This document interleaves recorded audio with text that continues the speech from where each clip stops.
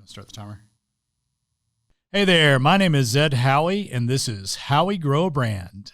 1, 2, 3. If you like what you learned from this video, help us promote this channel by clicking the like button below and subscribing to our channel. Ready to go? Let's get into today's chat. So, business owner, remember when 2020 was gonna be the year of like crystal clear vision and the new decade and all this hope and all this excitement? And January's there, and then February, things get a little stable, and then March, wow. Well, I mean, I am known for my optimism. I remember thinking, wow, if we just like focus for 3 or 4 weeks, we'll level the curve and we'll just need to own 1 mask instead of the 15 masks I own. Needless to say, 2020 has not been the year we expected, but 2020 has, at least for me, and probably for you, has made us stronger. You know, on March 15th, I had an opportunity to kind of sense what was about to happen and craft an email to my team. And the intention was to help remind my team of our why, as well as to remind my team that we were strong enough and are strong enough to be able to face whatever was coming our way. And while I'm known for broad optimism, I'm also known and appreciate specific direction.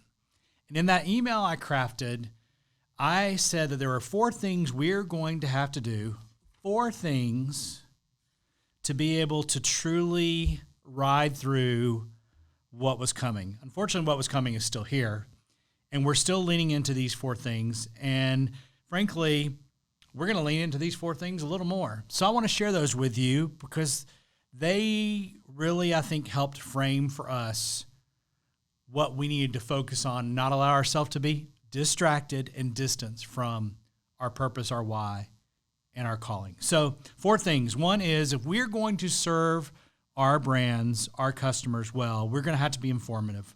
We're going to have to clearly communicate what is going on. One of our clients is a rather large urgent care brand here in Texas, and we have produced for them over 32 full-page ads, 1 each Sunday since the pandemic began, because we believed the best thing that they could do for our community was to clearly communicate what was going on. And so if you have been less inclined to be informative to your customers and your team, I encourage you to reset your lens as you go into this first quarter of 2021 to make sure you are being deliberately informative and candid with your team and your community about what's going on. Second, you got to be compassionate. I've used that word over and over, and I'm going to use that word over and over because it is an underrated, underused word that we think is weak. It is not weak. It is strong to truly sense and take the time to try to sense what the person you're talking to is going through. And then not just to sense, but to connect. I had a very truth-telling situation with our team where we were celebrating one of my team members' anniversaries, and we all had our masks, and we all were sat around a big table with space between us, and it was the first meal we as a team had had together in 6 months. And because of that, we'd had less opportunity to check in with our team family because we had been and are relinquished to a Zoom screen. So it just made me realize that the things that have enabled me to be compassionate, the things that have enabled me as a leader to connect with my team on a non-tactical, non-task-driven, non-business planning mode, they're not happening naturally. And so I'm going to have to be more deliberately, even more deliberately compassionate with my team, with myself, and with our customers. So got to be compassionate. Third is, oh my gosh, still true. We got to be level-headed. How much level-headedness have you witnessed on social media the last 3, 6, 7 months?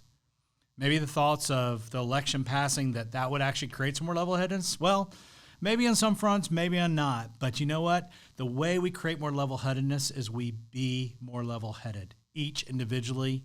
And so don't fall in to the fracas, the nasty conversations. Be level-headed. try to discern the facts and determine what you and in your world of influence, in your community of friends, family, what you need to do to make the right decision to be level-headed and not reactionary and not overly excited. Because when we're not level-headed, we create a frenzy, which is oftentimes wasteful and is definitely not helpful. And then finally, you got to be prepared. You got to be prepared. I mean, my wife grew up on a ranch, and let me tell you, we are never without about 24 to 36 rolls of toilet paper in our house. She was shocked that people would actually be running to the grocery store on the first day of isolation, stay-at-home orders, because people were out of toilet paper. Now, she grew up 90 miles from a grocery store, so when you grow up 90 miles from a grocery store, you don't keep too little toilet paper on. But to me, that's a life lesson that I've got to remember, is that for my business, for my family, for myself, the unknown remains unknown, but I've got to be prepared. So as we look ahead into whatever 2021 is going to bring, two things. One, look back to 2020 and look back with the intention of identifying and being grateful for all the ways what we've endured so far has made us stronger. And second, as we look forward to at least the first quarter of 2021, how about if we expect it to make us even stronger than we are today? And my belief is if we expect it, it's much more likely to happen. Happy 2021. Hey, I really hope this helps and inspires your day. If any of this works on your business this week, I'd love to hear about it in the comments, or hey, just message me. Can't wait to see what we chat about next time on How We Grow a Brand. We'll see you soon.